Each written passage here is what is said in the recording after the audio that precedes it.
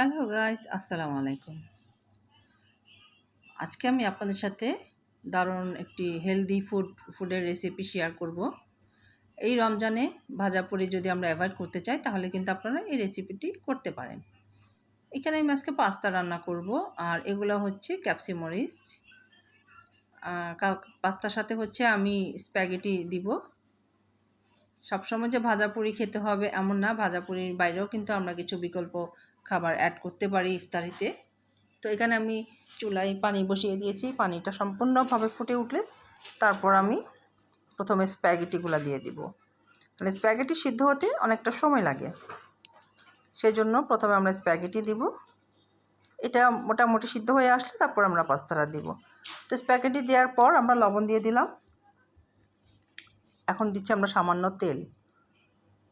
ভাজাপুরি খাওয়া কিন্তু স্বাস্থ্যের জন্য একদমই ভালো না, তারপর আমরা ইফতারিতে ভাজাপুরি খেতে চাই, যেহেতু মুখরোচক খাবার। তো আমরা সকলে কম বেশি খেয়ে থাকি, আবার অনেকে অনেক বেশি পছন্দ করে। তা আমরা চেষ্টা করব মাঝে মধ্যে একটু ভিন্ন রকম খাবার আয়োজন করতে ইফতারিতে।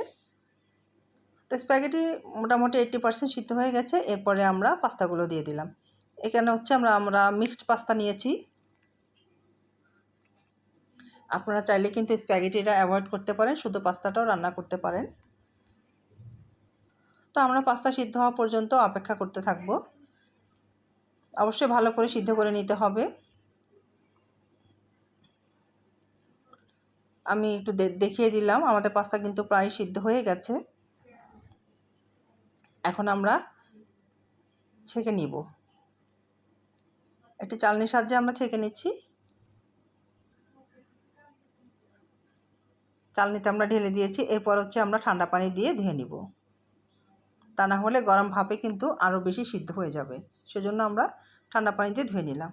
এখন আমি চুলায় একটি প্যান বসিয়েছি। প্যানে পরিমাণ মতো তেল দিয়েছি। তেল গরম হয়ে গেলে আমরা পেঁয়াজ কুচি দিয়ে দিব। ইফতারিতে পাস্তা রাখলে কিন্তু মন্দ হয় না। ইফতারের জন্য পাস্তা পরিবেশন করলে কিন্তু বেশ ভালোই লাগে। তো আমরা পেঁয়াজগুলো বাদামি করে ভেজে নিব। পেঁয়াজ বাদামি রং ধারণ করেছে। এরপর আমরা এখন ডিম দিয়ে দিব। আমি 2টি ডিম দিব, আপনারা চাইলে কম বেশি করে নিতে পারেন।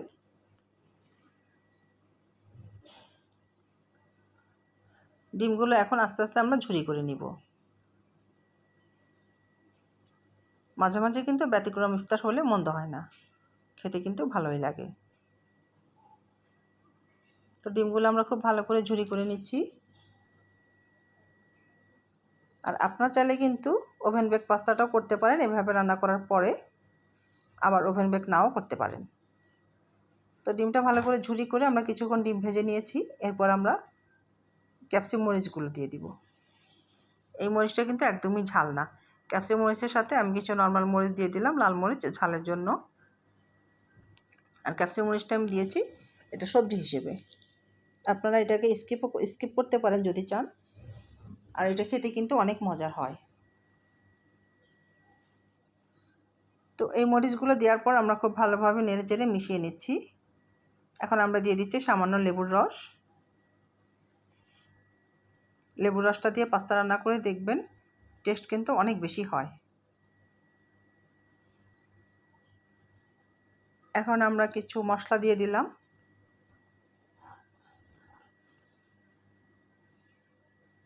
এখানে আমি 3 প্যাকেট মশলা দিয়েছি।